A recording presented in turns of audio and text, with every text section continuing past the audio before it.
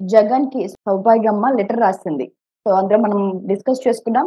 మరి ఇప్పుడు ఆవిడకి రిప్లై ఇచ్చింది అవినాష్ రెడ్డి వాళ్ళ అమ్మగారు లక్ష్మి గారు. ఏమని రిప్లై ఇచ్చి ఉండొచ్చు? ఏముంటుంది ఆ లెటర్‌లో మీ మాటల్లో? సౌభాగ్యమ్మ అంటే వివేకానంద రెడ్డి గారి సతీమణి. తర్వాత సునీత వాళ్ళ అమ్మ సౌభాగ్యమ్మ ఒక లెటర్ రాసింది. ఆ లెటర్ ఆమె రాస్తున్నప్పుడు వీడియో కూడా తీశారు. ఆ వీడియో కూడా బయటకొచ్చింది. అందులో ఆమె కరెక్ట్‌గా జగన్‌ని ఉద్దేశించి రాసింది. 2009లో మీ నాన్నగారు చనిపోయినప్పుడు మీరెంత మనోవేదనకు గురయ్యారు. అలాగే 2019లో వివేకానంద రెడ్డి గారు చనిపోయినప్పుడు మేము కూడా అంత మనోవేదనకు గురయ్యాం. సునీత కూడా గురైంది. అయితే మా మనోవేదన అంతకంటే రెట్టింపయింది ఎప్పుడంటే, ఇది మన బంధువులే ఈ హత్య చేశారని తెలిసినప్పుడు మా మనోవేదన ఇంకా పెద్దదైంది. ఈ బంధువుల్ని, ఈ హత్య చేసిన వాళ్ళని మీరు రక్షిస్తుండడం చూసి మేము షాక్ అయింది. సో మీకిది తగునా? మీరు ఇది దుష్టులను మీరు ఇలా చేరదీయొచ్చా? ఇది దుశ్చర్య కాదా? అని ఆమె తీవ్ర ఆవేదనతో ప్రశ్నించారు. సునీత ఒక న్యాయ పోరాటం చేస్తుంటే, ఒక అన్నగా కాకపోయినా ఒక ముఖ్యమంత్రిగా మీరు ఆహ్, రాగద్వేషాలకు అతీతంగా నేను పనిచేస్తానని ప్రమాణ స్వీకారం చేసిన ముఖ్యమంత్రిగా మీరు సపోర్ట్ చేయాలి. అది చేయకుండా మీరు హంతకులకు సపోర్ట్ చేస్తున్నారు అనేది ఆమె ప్రధానంగా తన ఆవేదన వ్యక్తం చేసింది. సో దానికి సమాధానంగా అవినాష్ రెడ్డి వాళ్ళ అమ్మ, భాస్కర్ రెడ్డి వాళ్ళ భార్య. భాస్కర్ రెడ్డి ఏ7గా ఉంటున్నాడు వివేకానంద యెస్. రెడ్డి హత్య కేసులో. అవినాష్ రెడ్డి ఏ8గా ఉంటాడు. 8. సో వీళ్ళిద్దరి సంబంధించి అంటే అవినాష్ రెడ్డి వాళ్ళ అమ్మగారు లక్ష్మి ఆమె లెటర్ రాశారు. ఆమె సౌభాగ్యమని అడ్రస్ చేస్తూ రాసింది. అవును, నువ్వు చెప్పింది కరెక్టే. 2009లో చనిపోయినప్పుడు ఆహ్, ఆయన బాధపడ్డారు. అయితే మీరు జగన్‌కి అండగా ఉన్నారా? 2010లో జగన్‌ను కాంగ్రెస్ వేధిస్తుంటే మీరు కాంగ్రెస్ వైపు నిలబడ్డారు గానీ, జగన్ వైపు నిలబడ్డారా? ఆ ఆవేదన మీకిప్పుడు గుర్తొచ్చిందా? అప్పుడెందుకు గుర్తు రాలేదు? తండ్రి చనిపోయిన పిల్లవాడు, ఆ తండ్రి చనిపోయిన పిల్లవాడిని కాంగ్రెస్ పార్టీ ఇబ్బందులు పెడుతుంది, జైలుకి పంపిస్తుంది. అప్పుడు మీరేమయ్యారు? మీరు ద్రోహం చేయలేదా అప్పుడు? మీరు ఇదే వివేకానంద రెడ్డి కాంగ్రెస్‌లో మంత్రి పదవికి ఆశపడి 2011లో కడపలో విజయమ్మకి ఎదురుగా పోటీ చేయలేదా? అప్పుడేమైంది మీ ఆవేదన? ఇదే సునీత వాళ్ళ హస్బెండ్ నర్రెడ్డి రాజశేఖర రెడ్డి ఇద్దరు కూడా జగన్‌కి వ్యతిరేకంగా ఆహ్, అక్కడ మాట్లాడలేదా? అనేది కూడా ఆమె ప్రశ్నించింది. అందులో వాస్తవం కూడా ఉంది. ఎందుకంటే వివేకానంద రెడ్డి ఏమో కంప్లీట్‌గా ఆహ్, జగన్ వైపే నిలబడలేదు. జగన్ వైపు చాలా మంది నిలబడినా వివేకానంద రెడ్డి నిలబడలేదు. ఆమె ఆశి దీంట్లో ఆరోపించినట్టుగా ఆయన విజయమ్మకి వ్యతిరేకంగా పోటీ చేశాడు. మంత్రి పదవి కూడా పొందాడు. కాంగ్రెస్ ప్రభుత్వంలో ఆయన వ్యవసాయ శాఖ మంత్రిగా కూడా పనిచేశాడు. దాని తర్వాత మాత్రమే కాంగ్రెస్ ఎప్పుడైతే అక్కడ పోయిందో దాని తర్వాత మాత్రమే అతను ఇటువైపు వచ్చాడు తప్ప అప్పుడైతే జగన్‌కి సపోర్ట్‌గా ఆయన నిలబడలేదు. అంటే జగన్‌కి ఒక క్రిటికల్ కండిషన్ వచ్చినప్పుడు ఆయన పక్కన ఉండాల్సిన వాడు ఉండలేదు. సో, అలాగా వాళ్ళ మధ్య విభేదాలున్నాయి. అయితే మళ్ళీ జగన్ వైపు వచ్చినప్పుడు జగన్ ఆయన్ని ఆహ్వానించాడు తప్ప, "నువ్వు నాకప్పుడు నిలబడలేదు. మా అమ్మకు వ్యతిరేకంగా పోటీ చేశావని" జగన్ ఆయన్ని దూరం పెట్టాడు. అట్లాగే ఆమె ఇంకొకటి కూడా ఆరోపించింది. 2009లో మీరు చెప్తున్నట్టు ఆయన ఆవేదన చెందడం ఎంత వాస్తవమో, 2019లో వివేకానంద గారు నా కొడుకు అవినాష్‌కి అండగా నిలబడడం కూడా అంతే వాస్తవం.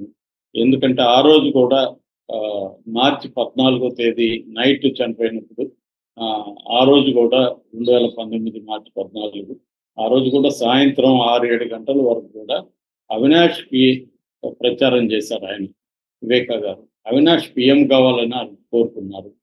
సో, అలాంటి వ్యక్తిని అవినాషే చంపించాడని మీరు ఆరోపిస్తున్నారు. ఇది ఘోరమైన విషయం.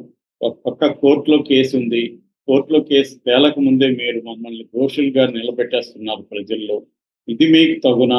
అని ఆమె రివర్స్‌లో ప్రశ్నించింది. సో, మీరు ఎంత వేధిస్తున్నారో ఒకసారి మీరు ఆలోచించండి. ఇదే సునీత కూడా చెప్పింది. మా నాన్న అవినాష్ గెలుపు కోసం చనిపోయే రోజు కూడా పనిచేశాడని ఇదే సునీత చెప్పలేదా ఢిల్లీలో? ఇప్పుడు సునీత యూటర్న్ తీసుకుని ఇలా మాట్లాడుతుంది అని ఆమె కూడా అంతే ఆవేదనతో అంతే దీంతో ప్రశ్నించారు. ఇక్కడ ఏంటంటే ఇది నిజానికి ప్రజలుగా మనం ఎటు సైడ్ ఉండాలి అని నిర్ణయించుకునే పరిస్థితి ప్రజలకు లేదు. ఎందుకు లేదంటే ఇవి రెండు కూడా ఆరోపణలే, వీళ్ళ దగ్గర ఏమీ ప్రూఫ్ లేదు. సో వివేకానంద రెడ్డిని ఎవరు చంపారనే దానికి ఎవరి దగ్గర కూడా ప్రూఫ్ లేదు. సునీత దగ్గర ఆరోపణలే ఉన్నాయి. ఇటు అవినాష్ రెడ్డి ఏం చెప్తున్నాడు అంటే అంతకుల్ని సునీతారెడ్డి రక్షిస్తా ఉందని చెప్తున్నాడు. అక్కడ కొంతవరకు ఇప్పుడు సునీత చేస్తున్న దాంట్లో కొన్ని ప్రశ్నలు ఉన్నాయి సునీతకు. అదేంటంటే మొన్నటి వరకు అప్పటి వరకు 2019లో ఆమె తెలుగుదేశం మీద ఆరోపించి తర్వాత ఎందుకు రిటర్న్ తిరిగింది అనే దానికి ఆన్సర్ లేదు. ఆమె వాంగ్మూలాలు చూస్తే కూడా ఒకదానికి ఒకటి పొంతం లేని వాంగ్మూలాలు ఉన్నాయి.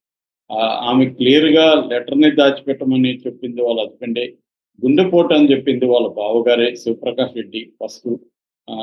సో చాలా విషయాల్లో ఆమె ఉల్టాగా మాట్లాడుతుంది. అట్లాగే వాళ్ళ నాన్నకు రెండో పెళ్ళి అయిందని, ఇంకొక బాబు ఉన్నాడని ఆమె ఏ రకంగానూ ఒప్పుకోవట్లేదు. ఈ రాజకీయాల్లో కొన్ని విషయాలు నేను బయట పెట్టానంటే కుదరదు. కొన్ని విషయాలు నువ్వు బయట పెడుతున్నప్పుడు అన్ని విషయాలు బయట పెట్టి చర్చించాలి. అప్పుడు ఓపెన్గా అంటే సెల్ఫ్ క్రిటికల్గా ఉండాలి. మన వైపు తప్పుల్ని కూడా మనం బయట పెట్టాలి.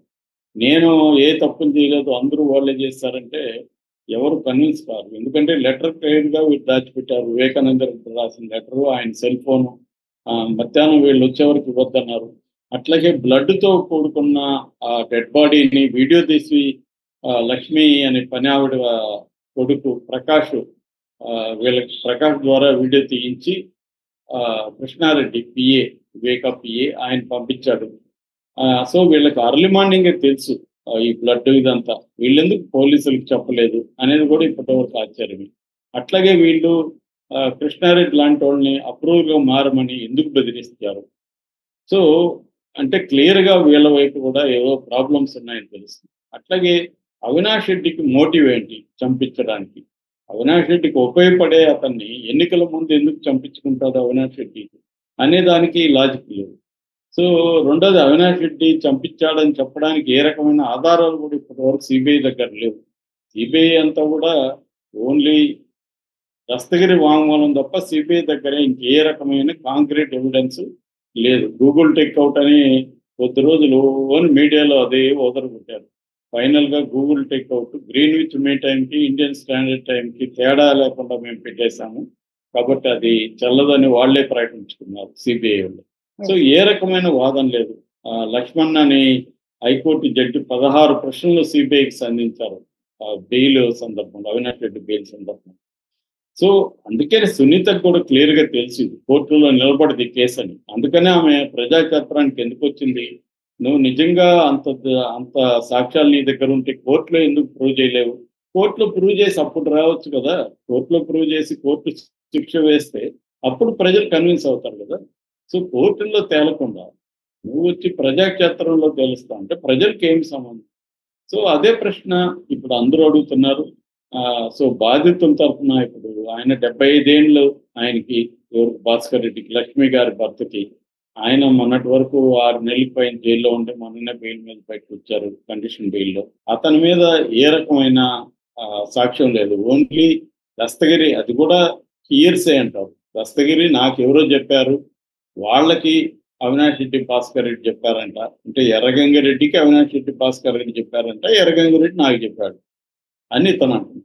కానీ ఎర్రగంగిరెడ్డి నేను చెప్పానని చెప్తున్నాడా? చెప్పలేదు. ఎర్రగంగిరెడ్డి దస్తగిరికి నేను చెప్పలేదు.